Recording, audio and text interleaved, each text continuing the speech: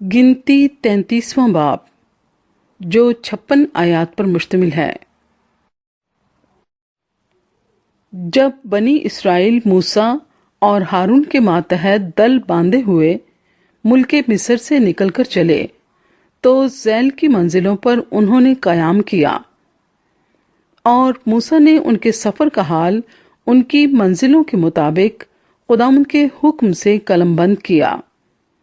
सो उनके सफर की मंजिलें ये हैं। पहले महीने की 15वीं तारीख को उन्होंने रामसीस से कूच किया। फसह के दूसरे दिन सब बनी इसराइल के लोग सब मिस्रियों की आंखों के सामने बड़े फख्र से रवाना हुए। उस वक्त मिस्री अपने पेलौठों को जिनको खुदावंद ने मारा था दफन कर रहे थे। खुदावंद ने उनके देवताओं को भी सजा दी थी। सो बनी इसराइल ने रामसीस से कूच करके सुकात में डेरे डाले और सुकात से कूच करके एताम में जो बेयाबान से मिला हुआ है मुकीम हुए।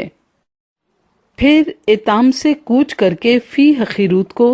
जो बाल सफून के मुकाबिल है मुड़ गए और मिजदाल के सामने डेरे डाले। फिर उन्होंने फी हखीरूत के सामने से कूच किया और समुद्र के बीच से गुजरकर बेयाबान में दाखिल हुए और दश्ते एताम में 3 दिन की राह चलकर मारा में पड़ाव किया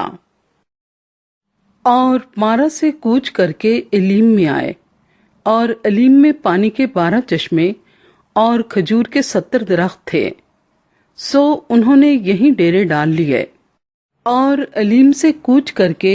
उन्होंने बहरे कुलजम के किनारे डेरे खड़े किए और बहरे कुलजम से चलकर दश्ते सीन में खैमजन हुए और दश्ते सीन से कूच करके दफका में ठहरे और दफका से रवाना होकर अलूस में मुकीम हुए और अलूस से चलकर रफीदीम में डेरे डाले। यहाँ इन लोगों को पीने के लिए पानी ना मिला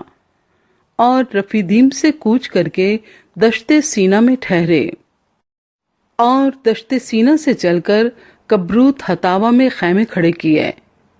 और कब्रूत हतावा से कूच करके हसीरात में डेरे डाले और हसीरात से कूच करके रित्मा में डेरे डाले और रित्मा से रवाना होकर रिमून फारस में खैमे खड़े किए और रिमून फारस से जो चले तो लिब्ना में जाकर मुकीम हुए और लिब्ना से कूच करके रीसा में डेरे डाले और रीसा से चलकर केहिलाता में डेरे खड़े किए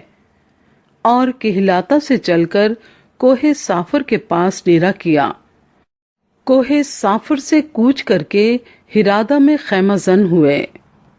और हिरादा से सफर करके मक्की हिलूत में कयाम किया और मक्की हेलूत से रवाना होकर तहत में खैमे खड़े किए। तहत से जो चले तो तारा में आकर डेरे डाले और तारा से कूच करके मित्का में कयाम किया और मित्का से रवाना होकर हशमूना में डेरे डाले और हशमूना से चलकर मोसीरूत में डेरे खड़े किए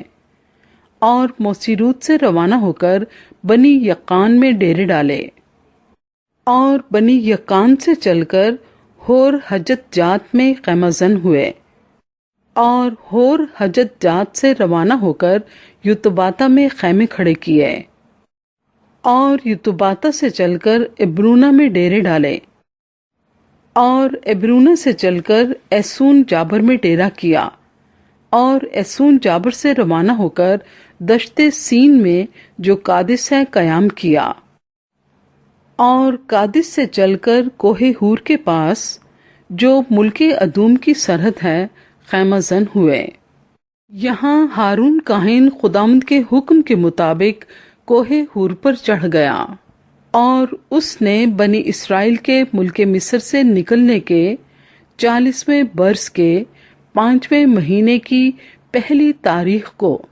वहीं वफात पाई। और जब हारून ने कोहे हूर पर वफात पाई तो वो 123 बरस का था। और इराद के कनानी बादशाह को جو ملک کنعان کے جنوب میں رہتا تھا، بنی اسرائیل کی آمد کی خبر ملی، اور اسرائیلی کوہ ہور سے کوچ کر کے زلمونہ میں ٹھہرے، اور زلمونہ سے کوچ کر کے فنون میں ڈیرے ڈالے، اور فنون سے کوچ کر کے ابوت میں قیام کیا، اور ابوت سے کوچ کر کے ای اباریم میں جو ملک مواب کی سرحد پر ہے ڈیرے ڈالے، اور اییم سے کوچ کر کے دیبون جد میں خیمہ زن ہوئے، اور دیبون جد سے کوچ کر کے المون دبلا تائم میں خیمے کھڑے کیے، اور المون دبلا تائم سے کوچ کر کے اباریم کے کوہستان میں جو نبو کے مقابل ہے ڈیرا کیا،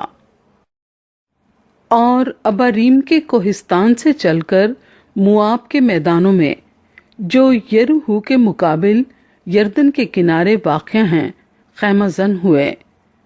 اور یردن کے کنارے بیت یسموت سے لے کر ابیل ستیم تک مواب کے میدانوں میں انہوں نے ڈیرے ڈالے، اور خداوند نے مواب کے میدانوں میں جو یرہو کے مقابل یردن کے کنارے واقع ہیں موسیٰ سے کہا کہ بنی اسرائیل سے یہ کہہ دے کہ جب تم یردن کو عبور کر کے ملک کنعان میں داخل ہو تو تم اس ملک کے سب باشندوں کو وہاں سے نکال دینا، اور ان کے شبی دار پتھروں کو